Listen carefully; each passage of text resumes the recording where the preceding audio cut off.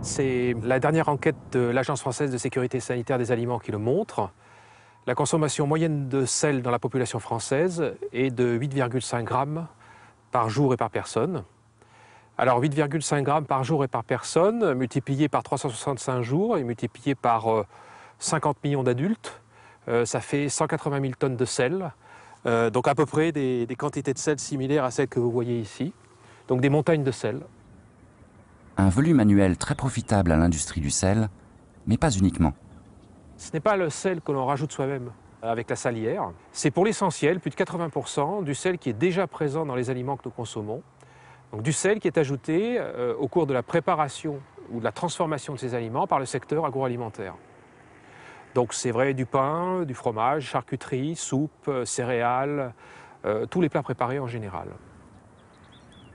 Si le sel, c'est mauvais pour la santé de la population, par contre, c'est bon pour la croissance économique, puisque une des conséquences principales de cette consommation excessive de sel, c'est de pousser à la consommation de boissons. Rajouter du sel dans des aliments, ça a aussi une propriété gustative très particulière qui est de rehausser les saveurs sucrées et d'inhiber les saveurs amères. Donc ça explique pourquoi vous trouvez du sel dans beaucoup de produits sucrés, chocolat, pâtisserie, glace, etc.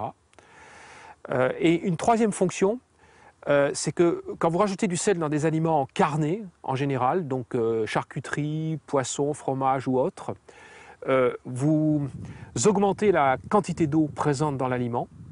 Donc autrement dit, plus vous avez de sel dans l'aliment, plus vous avez d'eau. Et comme certains de ces aliments sont vendus au poids, et ben donc on vous vend en quelque sorte de l'eau pour du poisson ou de la saucisse. Pierre Menton ne cesse de le rappeler, ce n'est pas le sel en soi qui est le problème, mais son excès, quand il est ajouté aux aliments à notre insu par les industriels. Résultat, en France, la consommation se situe encore au-delà des 5 grammes par jour qu'il ne faudrait pas dépasser selon l'Organisation mondiale de la santé. Depuis une quarantaine d'années, plusieurs dizaines d'expertises collectives ont montré que cet excès de sel chronique a des conséquences néfastes pour la santé.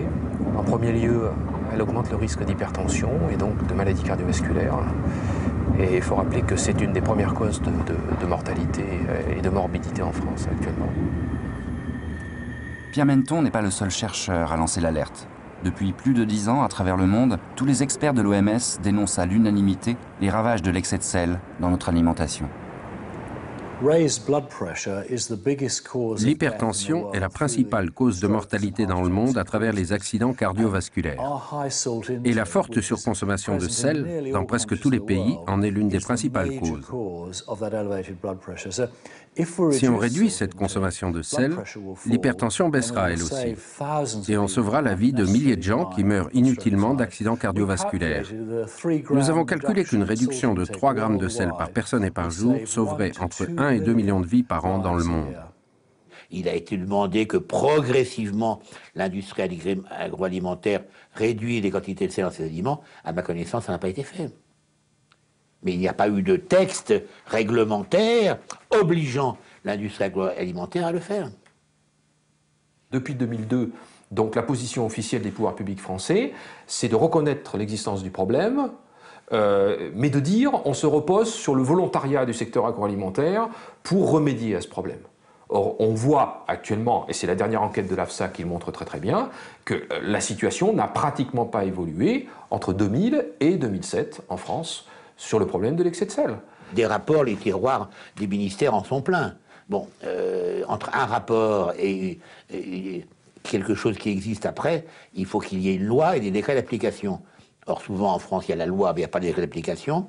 Donc un rapport, pour moi, n'a aucune utilité, à partir du moment où il n'est pas suivi des faits.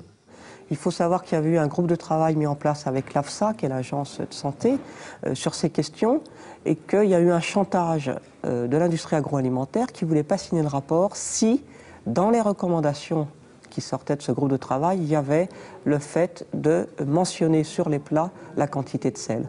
Donc on voit que finalement, il y a une vraie volonté donc, du lobby agroalimentaire d'empêcher les consommateurs de connaître quelle est la teneur en sel de l'ensemble des plats, de façon évidemment à pouvoir continuer tranquillement à cette surconsommation de sel.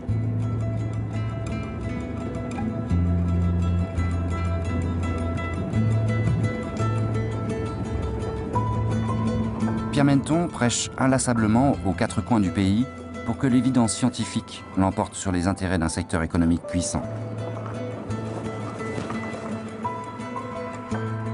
Comme aujourd'hui, à Dijon, auprès de médecins généralistes et spécialistes.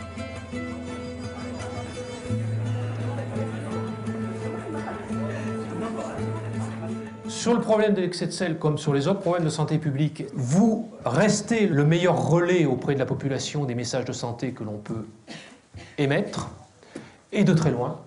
Rien ne remplacera un médecin qui, de manière régulière, dit à son patient « vous devriez plutôt faire ça que ça ». Vous voyez que chez les 3-10 ans, vous avez déjà à peu près 25% des enfants qui consomment des consommations de sel de l'ordre de 12 grammes, 10 grammes et 8 grammes par jour. Vous savez probablement que le rein, en fait, se mature fonctionnellement jusqu'à l'âge d'environ 5-6 ans. Et donc, en fait, vous avez des enfants dont le rein n'est pas encore mature, qui sont exposés déjà à des consommations de sel absolument excessives. Jusqu'à preuve du contraire, bon, fumer, ça reste un acte volontaire, hein, même s'il y a tous les problèmes d'addiction et autres. Ici, on met tout le monde au régime sursalé, et puis après, on voit ce qui se passe. Hein. Depuis quelques années, vous avez des marques industrielles pauvres en sel. Bravo! Sauf qu'évidemment, c'est des gammes spéciales, donc vendu plus cher que la gamme normale. En 2008, on a de plus en plus de médicaments. On a des rayons alimentaires qui sont surchargés, donc on devrait se dire tout va bien, on devrait être qu'en bonne santé par les aliments et par les médicaments. Or, on s'aperçoit que c'est l'inverse, que dans tous les cabinets, toutes les pathologies progressent, que ce soit le diabète, l'obésité, l'hypertension, etc. Dans ce type d'enseignement, on apprend à prévenir plutôt qu'à guérir les maladies, c'est-à-dire à empêcher que la maladie ne survienne par une alimentation adéquate avant, surtout. Prévenir les méfaits d'une mauvaise alimentation, sur ce terrain, le public demande à être mieux informé. Pour lui répondre, les ateliers éducatifs fleurissent ici et là. Dans la Sarthe, l'espace santé active créé par la Sécurité sociale a investi, ironie de l'histoire, le local d'un ancien fast-food. Bonjour à tous, bienvenue donc à l'espace santé active. Je ne me suis même pas présentée, je suis Agathe Gégou, conseillère à l'espace santé active. Et aujourd'hui, on va travailler ensemble sur les maladies cardiovasculaires avec Sylvain Pichon, qui est infirmier libéral. Bon, vous connaissez tous le cholestérol. Donc vous avez une artère, hein. Quand elle est en bonne santé, elle est lisse, fluide, hein, le sang passe aisément. Et quand on mange trop de graisse, au fil des années, on peut avoir des petites plaques de graisse qui vont se coller le long du tuyau. Et souvent, quand on fait un infarctus, en fait, c'est qu'on a, mettons, une artère qui s'est bouchée, par exemple là. Et en plus, avec l'hypertension, le tuyau n'arrive plus à être souple et il devient rigide. Et donc tous les ans, un petit contrôle, ça coûte pas cher à la Sécu, et par contre, en termes de prévention, ça rapporte gros. Alors maintenant, on va jouer. On va vous proposer un petit jeu. Le but du jeu, ça va être de chasser un petit peu les idées reçues sur la quantité de sel qu'il peut y avoir dans certains aliments. Donc vous allez essayer de les classer du plus salé jusqu'au moins salé. Les chips, c'est très salé. Ça, c'est pas du tout salé. Le beurre, c'est pas salé. C'est que des matières grasses. La conserve, c'est salé. Un petit peu. Les produits qu'on achète déjà tout frais, ils sont pleins de sel et plein de lipides, plein de graisse. On a fait le tour ? Eh ben, on va passer aux réponses. Si on veut faire attention, bien sûr, on est obligé de regarder un petit peu les étiquettes des produits qu'on achète. Et vous allez pouvoir repérer le sel par le mot sodium. L'industrie agroalimentaire s'est rendu compte que c'est facile de rajouter du sel. Ça va être un peu plus, pour les papilles, un peu plus attirant. Et donc, les gens ont tendance à acheter un peu plus de ce produit-là. Donc, au fil des années, ils ont augmenté les doses de sodium, comme ça, subrepticement, régulièrement, et tout à fait en désaccord avec les lois de la santé. Alors c'est vrai pour l'excès de sel, mais c'est vrai aussi pour tous les autres déséquilibres alimentaires, hein, excès de sucre, excès de graisse, etc. Ce qu'il faut bien voir, c'est que le problème, c'est une exposition chronique, donc tout au long de la vie des individus. Et donc vous avez ensuite donc les problèmes de santé qui apparaissent, donc pas immédiatement, effectivement, puisque ces expositions, ces surexpositions à l'excès de sel, à l'excès de sucre ou à l'excès de graisse, produisent des effets santé, mais en général qui ne sont pas immédiats.